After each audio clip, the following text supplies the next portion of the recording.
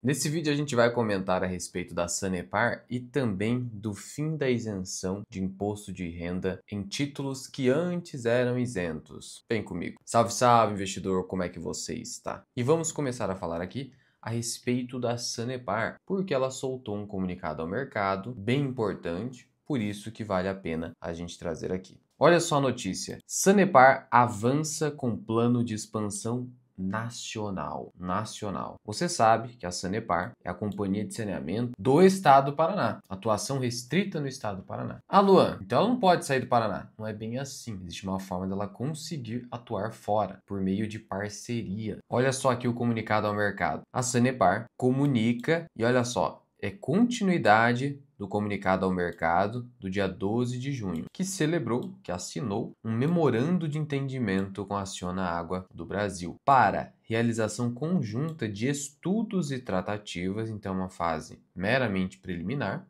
mas é muito relevante, com vistas a avaliar eventual participação via consórcio, tá vendo? Que são parcerias, em concorrências públicas de saneamento no Brasil. Licitação, desde que verificada a conveniência e oportunidade. Esse conceito de conveniência e oportunidade é a discricionariedade do gestor. Então ele decide de acordo com a conveniência e com a oportunidade do momento. Tem que avaliar se vale a pena, para resumir. Até o momento não há contrato vinculante. É um memorando de entendimento. Então, o que isso aqui diz pra gente? A Sanepar está querendo ir além das fronteiras do Paraná. Luan, isso automaticamente é bom? Claro que não. Aqui nesse canal você aprende a ter senso crítico, para você não ficar animado ou pessimista com o que está muito óbvio na sua tela ali, no comunicado, no fato relevante. O que você tem que analisar? Primeiro, a esmagadora maioria das empresas boas, elas são boas porque são focadas. Elas conseguem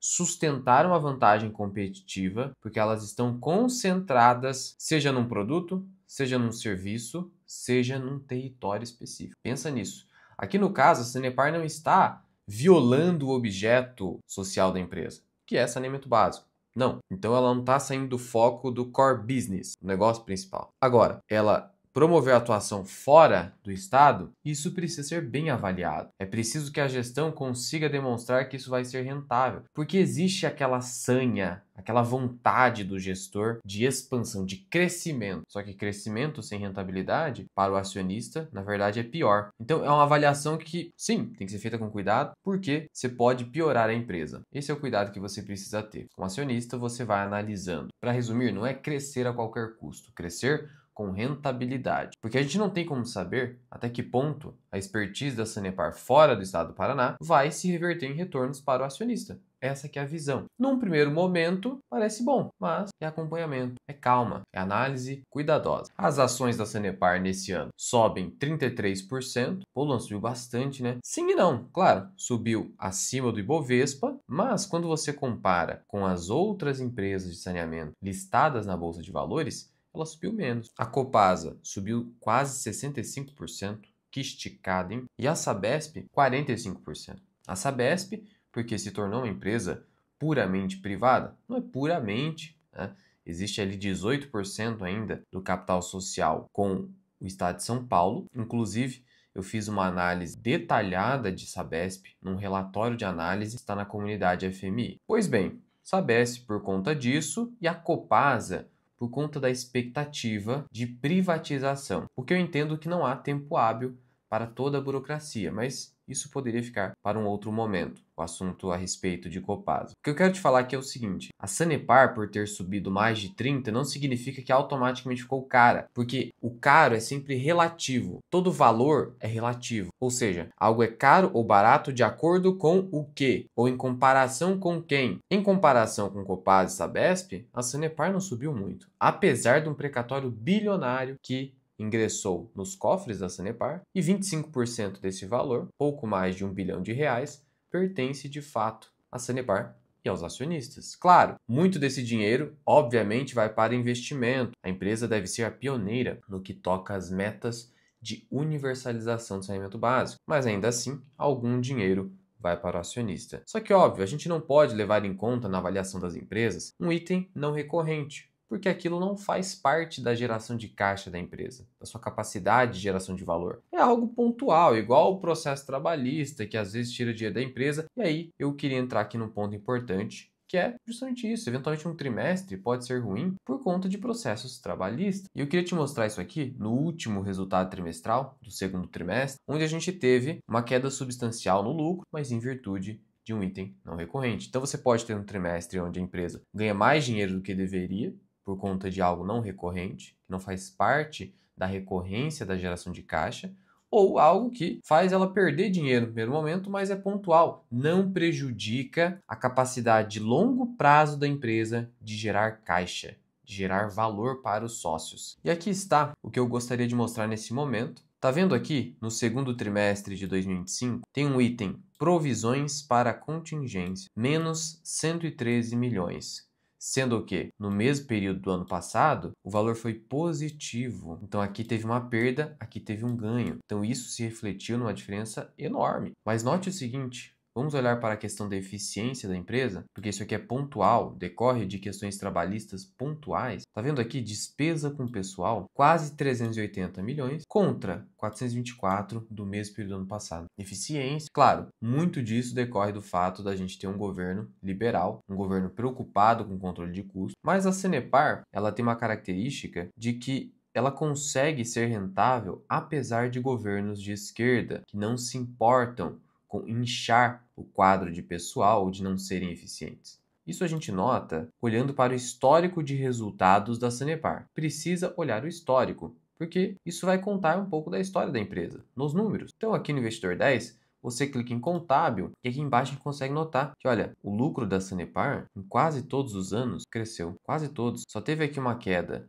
entre 2019 e 2020, depois subiu, aí caiu um pouquinho em 2022, subiu novamente, subiu em 2024 e 2025 por conta do precatório, obviamente, né, vai acabar subindo, além do que deveria. Essa escadinha é o que você busca nas empresas. É o tipo de empresa à prova de idiota, como diria Warren Buffett. Porque não interessa qual é a gestão, ela vai ter muita dificuldade de destruir valor, porque a empresa consegue sobreviver apesar de uma gestão ruim. A média do retorno sobre o patrimônio líquido, se não tivesse aqui essa distorção de 2021, ficaria em 15%, acima da média do setor como um todo ali, e também das empresas da Bolsa de Valores, das boas empresas que tem um ROI de 12%. Então, bacana, é o que a gente busca. Inclusive, o ROI historicamente é superior ao da Copasa, e ficava em linha com a Sabesp, às vezes até superava, só que aí a Sabesp foi privatizada, agora tem mais eficiência, então o da Sabesp hoje é maior. Ainda assim, a empresa continua muito consistente. E em termos de valuation, ela pode parecer cara, como eu falei, mas está longe disso. Está longe disso. Lembrando que eu tenho Sanepar na minha carteira. Na parte de ações brasileiras, é a maior posição da minha carteira. Tudo que eu faço e penso a respeito da empresa, compras, eventuais vendas, eu mostro para os membros. No momento não estou comprando, mas isso não significa que a empresa está cara. Um primeiro tipo de avaliação que você precisa fazer para verificar se a empresa está cara ou barata é em relação ao retorno que a renda fixa está produzindo, e no caso, os títulos públicos de longo prazo, especialmente aqui no caso do Brasil, o Tesouro IPCA+, com juros semestrais 2035, que está te oferecendo algo muito próximo de 12,5%. Pensa comigo, a renda fixa do governo, essa aí, ela concorre com o investimento nas empresas. Ela concorre. E a depender do tamanho dela, a gente vai ter uma redução no valor das empresas. É uma concorrência. Se eu estou vendo que aqui vai me pagar 12,5%, eu preciso no mínimo ganhar 12,5% na ação. Não concorda? Então eu preciso comparar a capacidade de geração de caixa para o acionista, você pode utilizar o lucro líquido, para boas empresas, essa capacidade com a taxa de juro oferecida pelo título público, pela renda fixa do governo. E como que eu comparo isso com o Sanepar? Não considerando o não recorrente do precatório. Deixa eu voltar aqui no contábil. Olha só, vou pegar o ano passado, 1,5 bilhão, né? 2023, 1,5 bilhão. Então você não concorda que no mínimo a empresa hoje consegue gerar 1,5 bilhão de lucro líquido? E o lucro líquido é o valor que vai para o acionista. Porque é depois que eu já paguei tudo, até impostos, já tirei depreciação e amortização, que é basicamente o quanto a empresa precisa de capex para manutenção da sua vantagem competitiva, já passou os juros da dívida que são utilizados para a expansão da empresa, e a empresa está investindo principalmente para cumprimento das metas de universalização, mas 1,5 bilhão, né? Você não concorda? Pois muito bem. Se eu fizer uma continha simplificada aqui de 1.500, pensando em 1,5 bilhão, e dividir por 12,5%, que é o que o título público está pagando hoje, e é bastante, a gente conclui que a empresa deveria valer, você não concorda? Pelo menos 12 bilhões de reais, você não concorda comigo? É a comparação mínima que a gente faz. E olha que no título público tem o imposto de renda. Aqui você consegue, talvez nunca pagar, se você nunca vender, só receber os dividendos, ou vender na fase de usufruto no limite de isenção fiscal, que seria hoje 20 mil reais no único mês, ou, com as alterações que o governo está pretendendo, 60 mil por trimestre. Mas isso aí fica para um outro momento. É só para você entender, ó. Na prática, essa taxa é tão alta e nem reflete a realidade, é como se fosse a sua margem de segurança, porque você teria que descontar o imposto ainda. No final das contas, você vai ganhar um pouco mais de 10% líquido, carregando o título até o vencimento, ou pelo menos por mais de 2 anos. Tá bom, 12 bi. Quanto que tá valendo a Sanepar hoje? Sempre pense, como diz o Buffett, em comprar a empresa por inteiro. Se eu não posso comprar a empresa por inteiro, se eu não compraria, eu não deveria comprar também um pedaço da ação. Por isso, olhe para o todo. Então, quando eu clico aqui em empresa, eu vejo o valor da Sanepar, 11 bilhões e 200 milhões. Então ela vale, no mínimo, pensando no que ela gera hoje. Não estou nem olhando para o futuro. Quando a gente avalia empresas, a gente olha para o futuro, seria 12 bi. De tal modo que, no mínimo, R$ 7,58 reais é o que ela deveria valer. Mas ela vale bem mais do que isso. Fazendo-se o valuation correto da companhia, que é o que eu faço para mostrar o valor intrínseco das empresas que eu analiso na comunidade Formação Ibra Investing, a gente chega num valor de mercado superior a 17 bilhões de reais, de maneira conservadora. Sim, 17 bilhões. Então, Sanepar tá longe de ser cara. Ela vale, na verdade, pode parecer loucura que eu tô falando aqui, mas ela vale R$ 10 a ação preferencial. Tô te falando. E uma empresa não pode ser avaliada pela periodicidade, pagamento de dividendos. Não, isso aí não... Ninguém avalia, ninguém sério do mercado financeiro, Buffett, não, ninguém realmente sério leva isso em conta para avaliar uma empresa. Me desculpe se você pensa assim, não tem problema, é o seu critério, mas pessoal sério do mercado financeiro, isso aí é irrelevante. É irrelevante. Mas é isso, não é nenhuma recomendação de compra, até porque eu nem estou comprando. Meu preço médio é 5,5, não pretendo comprar tão cedo. Se eu mudar de ideia, obviamente os membros da comunidade saberão. Mas é isso que eu queria falar a respeito de Sanepar. Agora, vamos falar aqui do fim da isenção. O que acontece? Existe uma medida provisória que está prestes a caducar, mas o Congresso está trabalhando na conversão dessa medida em lei. E um ponto que está pegando aqui é o fim da isenção nos títulos de renda fixa, que antes eram isentos. E aí, o que eles estão querendo fazer? Eles estão querendo taxar, o governo está pensando em 5%, aí eles estão mudando para 7,5%. Em 7,5% é LCI e LCA. E uniformizar a alíquota de imposto de renda, tanto para renda variável quanto para CDB, etc., Tesouro Direto, em 17,5%, acabando com aquela regressão de 22,5 até 15. Para resumir, eles estão querendo fazer isso, além daquilo que eu falei anteriormente, que seria você trocar a isenção de 20 mil reais no único mês com ações para 60 mil no trimestre e acabar com a isenção que ainda existe quando você vende criptomoedas em exchange brasileira até 35 mil reais. Querem acabar com isso? Isso provavelmente vai acabar mesmo, mas vamos lá. LCI e LCA são títulos isentos, e o pessoal já começou a fazer esse questionamento, né? Com o fim da isenção, não vai mais valer a pena LCI e LCA? Não é bem assim. Sabe por quê? Porque quando um banco emite uma LCI, uma LCA, ele já faz o cálculo em comparação com o CDB. Então, se tiver uma tributação, vai ser um cálculo diferente na taxa que vai ser oferecida. Então, sim, na prática, se vai ser tributado, eles vão ter que oferecer o quê?